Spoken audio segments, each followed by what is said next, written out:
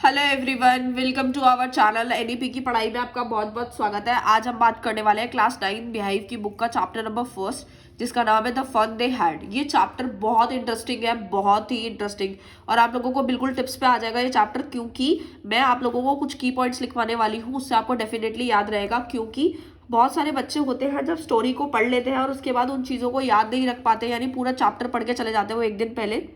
और बहुत अच्छी बात भी है, क्योंकि इंग्लिश इतना ज़्यादा वो नहीं होता है, एक दिन पहले भी आप पढ़ के जा सकते हैं और बना के लिख कर आ सकते हैं। बट जब हम पेपर में बैठते हैं हमें एक दूसरे की स्टोरी मिक्स हो जाती है, हमें याद ही नहीं रहता कौन सी स्टोरी कहाँ लिखनी है या कौन सी पोएम में क्या था।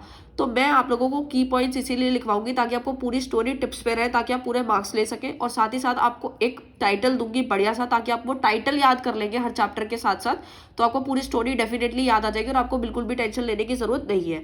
तो चलो स्टार्ट करते हैं। क्लास 9 का सबसे पहला चैप्टर जो है द फन दे हैड। तो इसके अंदर की पॉइंट्स मैं आपको सबसे पहला लिखवाने चाहूंगी। ये जो स्टोरी है वो हमारी किसने, जो हमारे राइटर है वो कौन है। सबसे पहले मैं इनका राइटर का नाम आपको बताना चाहती हूँ, वो है इसैक एसिमोन, जिन्होंने ये जो स्टोरी है वो बताई है। बहुत इंटरेस्टिंग स्टोरी है, क्योंकि इस स्टोरी के अंदर बताया गया कि आने वाले फ्यूचर में किस तरीके से हमारी टीचर्स जो है वो हमें पढ़ाया करेंगे, हमारे क्लासरूम किस तरीके से होने वाले हैं। इस तरीके की स्टोरी आप सोच सकते हैं कितनी इंटरेस्टिंग है। थोड़ा बहुत आइडिया हमें भी लग जाएगा कि किस तरीके से पढ़ाई होने वाली है।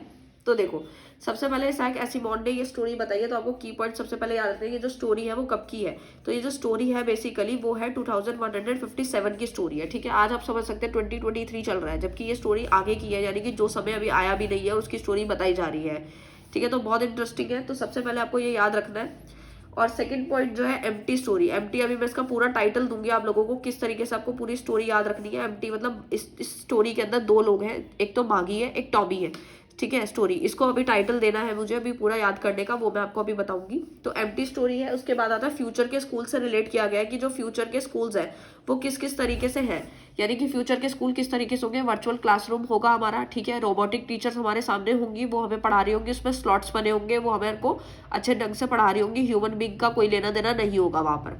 ठीक है, तो इस तरीके से फ्यूचर स्कूल्स को रिलेट किया गया है। और साथ ही साथ यहाँ पे ये बताया गया है कि जो एम्प्टी स्टोरी यानी मागी और जो टॉमी है, ठीक है, यहाँ पे ये समझ लो ये मार्गी है और ये टॉमी है। ठीक है, मेरी ड्राइंग थोड़ी सी खराब है तो प्लीज आप मैनेज कर लीजिएगा। ये हमारा टॉमी है, थोड़ी सी मैं इसकी छोटी वोटी बना देती हूँ मार्गी की। तो ये मार्गी है, ये हमारी टॉमी है।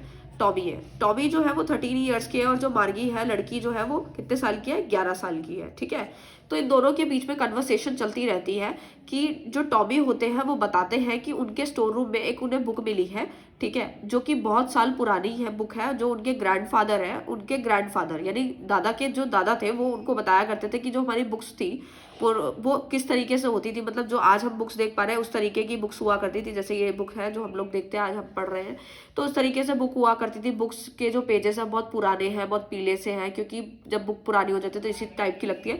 तो टॉमी जो है इस बुक को देख के थोड़ा सा इंटरेस्ट लेता है, पलट पलट के पेज देखता है, मतलब पढ़ता नहीं है, जरूर इधर उधर देखता रहता है कि बुक किस तरीके से है, उसके पेजेस कैसे हैं, कैसे लिखा हुआ है, टेक्स्ट तो मूव कर ही नहीं रहे, क्योंकि जो टॉमी है वो तो आजकल वर्चुअल क्लासरूम में जाके रोबोटिक टीचर से पढ़ रहा है। ठीक है, ई टेक्स्ट बुक से की मदद से पढ़ रहा है, तो उसको ये चीजें बहुत ज्यादा अजीब सी लग रही है। ठीक है, वो हंस भी रहा है और चीज को सोच भी जा रहा है कि किस तरीके से, तो पेज पलटता रहता है और देखता है कि टेक्स्ट तो मूव ही नहीं हो रहे, तो वो इस तरीके से होता है। तो मार्गी जो होती है वो टॉमी से यही चीज कन्वर्सेशन करती रहती है, इससे पूछती रहती है बार बार कि तुम इस बुक में क्या पढ़ रहे हो। तो जो टॉमी होता है वो मार्गी को बार बार यही बोलता है कि मैं स्कूल के बारे में पढ़ रहा हूँ, कि पहले के स्कूल्स कैसे हुआ करते थे।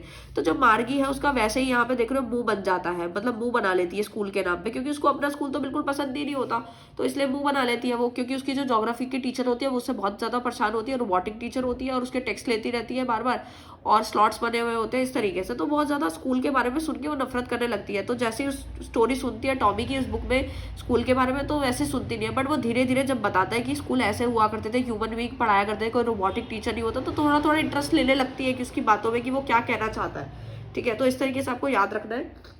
साथ ही साथ इनका जो कन्वर्सेशन होता है उसी के बीच में यहाँ पे एक पॉइंट आपको यहाँ पे लिखना है, रोबोटिक टीचर। ठीक है, जिसमें आपको मैं बताऊंगी इसके पॉइंट्स, यानी कि जो हमारी जो मार्गी होती है और जो टॉमी होते हैं। जो मार्गी की जो रोबोटिक टीचर होती है वो ज्योग्राफी वाली टीचर से बहुत ज्यादा परेशान होते हैं, और उनकी जो स्लॉट होता है बेसिकली, मतलब वो इतनी स्पीडली उनको पढ़ा रहे होते हैं, तो मार्गी के जो दिमाग में कुछ भी चीजें जा नहीं रही होती है। उसकी मदर भी बहुत ज्यादा परेशान होती है मार्गी की कि परफॉर्मेंस अच्छा नहीं दे रही है। तो जो टॉमी होते हैं वो भी, उनकी भी एक बार बहुत पहले हिस्ट्री के जो टीचर थे उनके साथ भी ऐसे ही हुआ था, उनमें कुछ प्रॉब्लम आ गई तो इंस्पेक्टर उनको 1 महीने बाद ठीक करके लाए थे। तो मार्गी को भी उनकी टीचर जो थी, मतलब जो रोबोटिक टीचर थी, तो वो लेके चले गए थे इंस्पेक्टर उनको ठीक करने के लिए।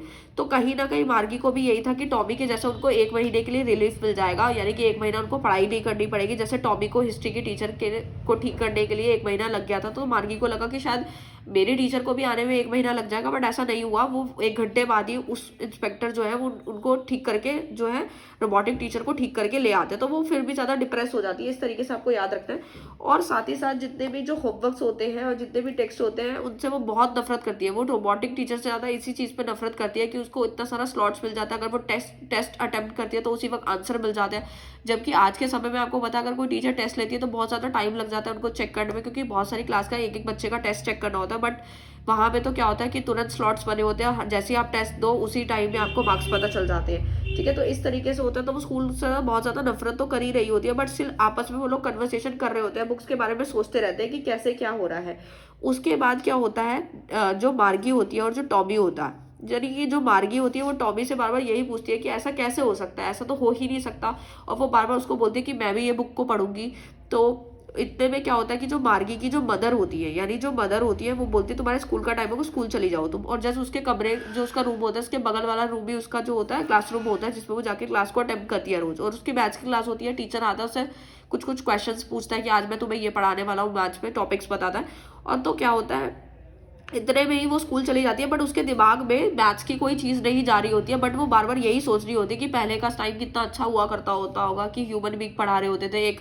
तो इस तरीके कन्वर्सेशन करती है। जो टॉमी होता है वो उसको बताता है कि ऐसा पहले के जो स्कूल्स हुआ करते थे, मतलब ये स्कूल की बिल्डिंग होती थी, यहाँ पे बहुत सारे टीचर्स होते थे और यहाँ पे स्टूडेंट्स हुआ करते थे। मतलब टीचर और स्टूडेंट का कॉम्बिनेशन होता था, टीचर पढ़ाया करते थे, बच्चे जो है स्कूल को आया करते थे। तो इस तरीके से हुआ करता था। तो वो सोचते कितना अच्छा टाइम हुआ करता था। मतलब सोचते सोचते ही ये स्टोरी एंड हो जाती है। और स्टोरी बहुत इंटरेस्टिंग थी, यही समझाना चाहती थी कि किस तरीके से आने वाले स्कूल होने वाले हैं और आगे कैसे होंगे। और तो ये जो स्टोरी है वो आपको आई होप समझ आ गई होगी। अब फटाफट से इसके टाइटल को देख लेते हैं कि स्टोरी जो मैंने यहाँ पे लिखी है, इसके आपके मेन की पॉइंट्स ही आपको पेपर में याद रखने हैं, जो आपको याद दिला देगी कि स्टोरी में है क्या। तो सबसे पहले आपको मैं हाईलाइट करके यहाँ पे दिखाना चाहूँगी कि क्या क्या पॉइंट्स जो है आपको याद रखने हैं।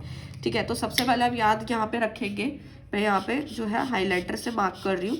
आपको याद रखना है 2157 की स्टोरी से। एम्प्टी स्टोरी को मैंने यहाँ पे एक नाम दिया है, मेरा टाइम आएगा। ठीक है, तो आप इसको जो है यहाँ पे लिख सकते हैं। मैं यहाँ लिख रही हूँ, मेरा टाइम आएगा साथ में है, टाइम के साथ में आएगा साथ में है। ठीक है, तो एम्प्टी स्टोरी, मेरा टाइम आएगा, आप याद करते ही समझ जाना कि वो एम्प्टी यानी मार्गी और टॉमी की स्टोरी है, जिसमें आपको पूरा बना करके लिखना है। और फ्यूचर के स्कूल्स से आप रिलेट कर लेंगे कि फ्यूचर के स्कूल के बारे में, फिर इन दोनों की स्टोरीज के बारे में आपस में डिस्कशन के बारे में बताया गया है। रोबोटिक टीचर के बारे में यहाँ पे मेंशन किया गया है। और साथ ही साथ मार्गी और टॉमी की जो क्लास होती है वो चले जाते हैं। और उसके बाद यहाँ पे एक टीचर के बारे में बताया जाता है कि जो हमारे पास्ट के टीचर थे वो किस तरीके से हुआ करते थे। तो आपको बस मेन जो कॉन्सेप्ट है, जो टाइटल वो याद रखना है, मेरा टाइम आएगा। तो आप समझ जाना कि वो जो स्टोरी है वो द फन दे हैड की ही स्टोरी है। आई होप आपको ये जो वीडियो है बहुत ज़्यादा इन्फॉर्मेटिव लगा हो। अगर अच्छा लगे तो प्लीज़ लाइक शेयर कमेंट कर दीजिएगा। Thank you so much.